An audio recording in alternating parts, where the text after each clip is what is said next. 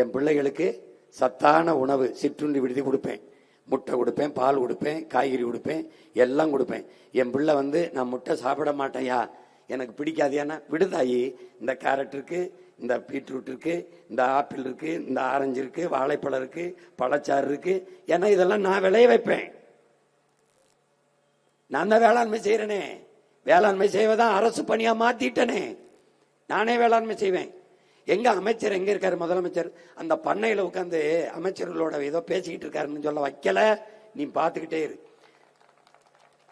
தின அங்காடி நானே பகுதி சார்ந்து, இங்க மாட்டு பண்ணை இருக்குன்னா முல்லை அங்காடி வச்சிருவேன், மருதம் அங்காடி வச்சிருவேன்.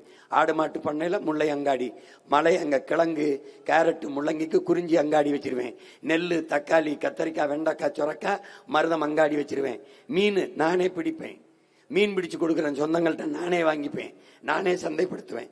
அந்த வேளாண்மைக்கு வேளாண் அமைச்சருக்கு கீழே ஒரு குழு போடுவேன். தருமபுரியா 2 பெரிய வேளாண் பெருமக்கள், கிருஷ்ணகிரியா 2, அங்க சேலமா 2-3 பேர், ஒவ்வொரு மாவட்டத்துக்கும் ஒவ்வொரு 2 பேர் எடுப்பேன். ஒரு பெரிய குழு வைப்பேன், ஆலோசனை குழு. அவங்க தான் கத்தரிக்காய் என்ன விளைவிக்கணும், பால் லிட்டர் என்ன விளைவிக்கணும், கரும்பு ஒரு தட்டைக்கு என்ன விளை வைக்கணும்னு அந்த குழு பரிந்துரைக்கும். அதை அரசு செயல்படுத்தும். புரியும் நினைக்கிறேன். தான் தோன்றித்தனமா எவனும் விளைய வைக்க முடியாது. இடைத்தரகர் இருந்து வேளாண்குடி மகன் விளைய வச்சு கொண்டு வர பொருளுக்கு தக்காளி அவன் 20 ரூபா செலவழிச்சு கொண்டு வருவான், இவன் 10 ரூபாய்க்கு கேட்பான். உணவுப் பொருளை திருப்பி எடுத்துட்டு போவா, அது கெட்டு போகும். அதனால நட்டத்துக்கு வித்துட்டு செத்து போவான். அந்த நிலையை மாத்துறேன். நீ எனக்கு கொடுத்துடணும், நான் சந்தைப்படுத்திக்கிறேன். நீயே விக்கிறியா, உனக்கு சந்தை கொடுத்துருவேன். வேலை அரசு நிர்ணயிக்கும். அவனே சொல்றதான் 20 ரூபா கிலோனா 20 ரூபா. அந்தந்த வாழ்விடத்துல முல்லைனா முல்லை அங்காடி, குறிஞ்சினா குறிஞ்சி அங்காடி, மருதம்னா மருத அங்காடி.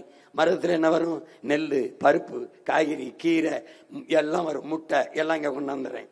ஆடு மாடு அது முல்லை அங்காடி. அங்க கிழங்கு, உருளைக்கிழங்கு, முட்டைக்கோசு போட்ட அந்த கேரட்டு அது அங்க குறிஞ்சி அங்காடியில. நெய்தல் நானே படகுகளை வாங்கி கொடுத்து என் மக்களை, மீனவ சொந்தங்களை மீன் பிடிச்சு கொண்டு வர சொல்லி வாங்கி சந்தைப்படுத்துவேன். உலக நாடுகளுக்கு ஏற்றுமதி செய்வேன். தமிழ்நாட்டு அரசு ஏற்றுமதி செய்யும். தமிழ்நாட்டு அரசு நெய்தல் அங்காடி வச்சிருக்கு. மீன் வேணுமா, இறால் வேணுமா, சொரா வேணுமா, கருவாடு வேணுமா, என்ன வேணும் நானே விற்பேன். பாத்துக்க எப்படி. நீ எங்க வருவ? எவன் வித்தாலும் வாங்க மாட்டேன். தமிழ்நாட்டு அரசு முத்திரை இருக்கான்னு தேடுவேன். ஏன்னா அவ்வளவு தரமும் சரியான அளவும் இருக்கும். ஏன்? ஆள்பவன் பிரபாகரன் என்கிற பெருமரவனின் மகன், வார்த்தையில் உண்மை வாழ்க்கையில் நேர்மை என்று வாழ்ந்த ஒரு ஒப்பற்ற புரட்சியாளனின் மகனின் ஆட்சியில் எல்லாமே மிகச்சரியா இருக்கும். எல்லாமே மிகச்சரியாக இருக்கும். 10 ஆண்டு பசுமை திட்டம், பல கோடி பனை திட்டம் கொண்டு வந்துருவேன். என் நாட்டை 10 ஆண்டுகளில் பச்சை போர்வையாக போத்தி விட்டுருவேன். மரம் நடுவதற்கு வளர்ப்பதற்கு என்று பல ஆயிரக்கணக்கான படித்த பிள்ளைகளை, படிக்காத பிள்ளைகளையும் வேலைக்கு எடுப்பேன். மரம் நடனும் வளர்க்கணும். 10 ஆண்டு பசுமை திட்டம், பல கோடி பனை திட்டம் அரசு பணியாக்கி போட்டிருக்கேன் பாரு, வரைவில் கொடுத்திருக்கேன். பசுந்தமிழ் நாடாக மாத்துவேன். புவி வெப்பமாகுது, பருவநிலை மாறுதுங்கிற பேச்சுக்கு இடம் இல்லை. என் பிள்ளை மாணவ பிள்ளை ஒரு மரக்கன்று நட்டா தேர்வில் 1 மார்க்கு, 10 மரக்கன்று நட்டா 10 மதிப்பெண் கொடுப்பேன். 100 மரக்கன்று நட்டா சிறந்த தமிழ் தேசிய குடிமகன் விருது கொடுத்து பாராட்டுவேன்.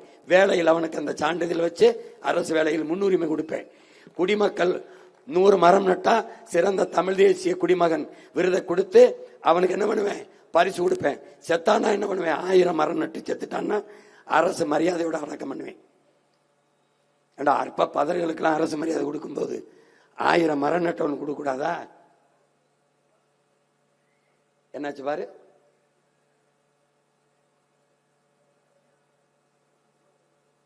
பாரு பொறுமையா பாரு. அப்புறம் என்ன பண்ணுவேன்? உடல் உறுப்பை தானம் பண்ணியிருக்கான், கண் தானம், நிறைய ரத்த தானம் பண்ணியிருக்கான், உடலையே தானம் பண்ணியிருக்கான், உடல் உறுப்பை தானம் பண்ணியிருக்கான்னா அரசு மரியாதையோட அவனை அடக்கம் செய்வேன். தமிழ் தேசிய சிறந்த குடிமகனாக அவனை பாராட்டும் இந்த அரசு. பாரு, மக்கள் இயக்கமாக மாற்றுவேன், ஒரு கலாச்சாரமாக மாற்றுவேன். மரம் நடுவதலை ஒரு வாழ்வியலாக மாற்றுவேன். எப்படி மாற்றுவேன்? நீ பொங்கல் போல, கோயில் திருவிழா போல மரங்களின் திருவிழா என்று அரசு விழா நடத்தும். அன்னைக்கு மரத்தை போற்றும்.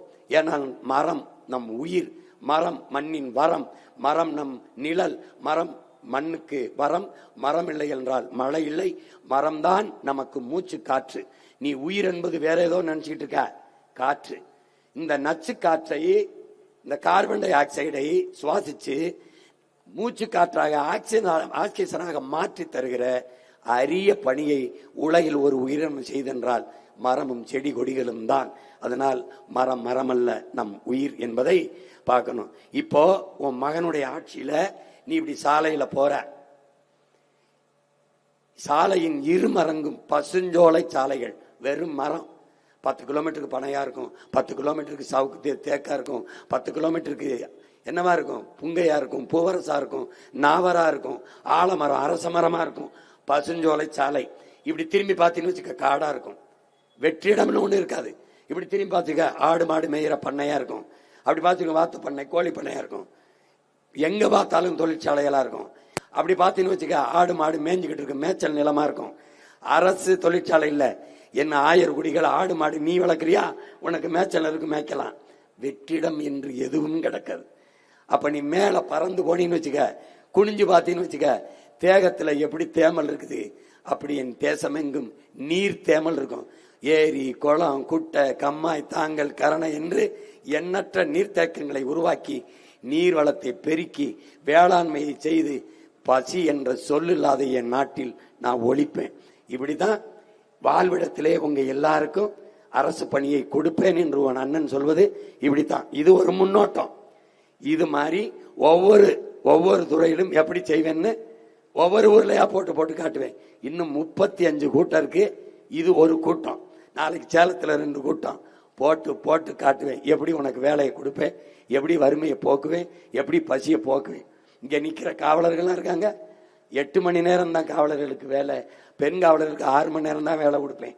சனி வாரம் ஒரு முறை விடுமுறை, சனிக்கிழமை விடுமுறை எடுத்தவருக்கு அடுத்த வாரம் ஞாயிற்றுக்கிழமை விடுமுறை எடுத்து அடுத்த வாரம் சனிக்கிழமை, 6 மாசத்துக்கு ஒரு முறை குடும்ப சுற்றுலா.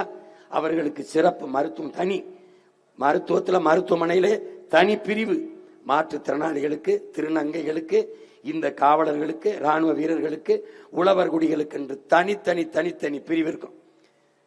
சிறந்த நாடாக, உலகத்தின் தலை சிறந்த நாடாக நம் நாட்டை நான் மாற்றி படைப்பேன். இதுக்கு எனக்கு உயிர்ப்பால் ஊட்டிய என் தாயின் மீதும் அறிவிப்பால் ஊட்டிய என் தாய் தமிழின் மீதும் எனக்கு எல்லாமாக இருக்க எங்கள் உயிருக்கு மேலாக இருக்கிற என் தலைவன் பிரபாகரன் மீது ஆணையிட்டு சொல்கிறேன். நீ நம்பி எனக்கு வாக்கைத்தா, நம்பி ஒரே ஒரு முறை ஐயா கருணாநிதி அவர்கள் ஆட்சியில பலமுறை வாழ்ந்துட்டேன், அம்மையார் ஜெயலலிதா ஆட்சியில பலமுறை வாழ்ந்துட்டேன், ஐயா ஸ்டாலின் அவர்கள் ஆட்சியில 5 ஆண்டு வாழ்ந்துட்டேன், ஐயா எடப்பாடி அவர்கள் ஆட்சியில 4.5 ஆண்டுகள் வாழ்ந்துட்டேன். ஒரே ஒரு முறை உன் மகன், உன் உடன் பிறந்தவன் ஆட்சியில வாழ்ந்துவார். நாட்டின் தலை சிறந்த நாடாக மாற்றுறேன், பூமியின் சொர்க்கமாக மாற்றேன். நீ தயவு செய்து இந்த தருணத்தை, இந்த வாய்ப்பை தவற விட்டாத. வரலாறு உனக்கு தந்திருக்கிறது, கவனி. உன் பிள்ளை, உன் உடன் பிறந்தவன் எடுத்து வைக்கிற அரசியலை கூர்ந்து கவனி, மற்றவர்கள் சொல்லுகிற அரசியலையும் கவனி. எது சரியோ அதை செய். எனக்கு ஓட்டு போடுன்னு சொல்லல, ஆனால் எது சரியோ அதை செய். சரியானதை செய், எளிதானதை செய்யாதே, தயவு செய்து செய்யாதே. இதைத்தான் உங்கள் அன்பு மகன் அன்போடு வேண்டுகிறேன்.